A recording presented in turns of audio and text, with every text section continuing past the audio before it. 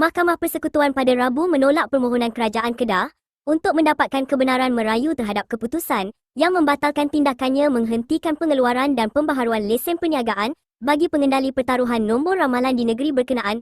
Panel 3 hakim yang dipengerusikan Datuk Rodzariah Bujang bersama-sama Datuk Colin Lawrence Siquerah dan Datuk Azmi Arifin memerintahkan kerajaan negeri membayar kos sebanyak RM50,000.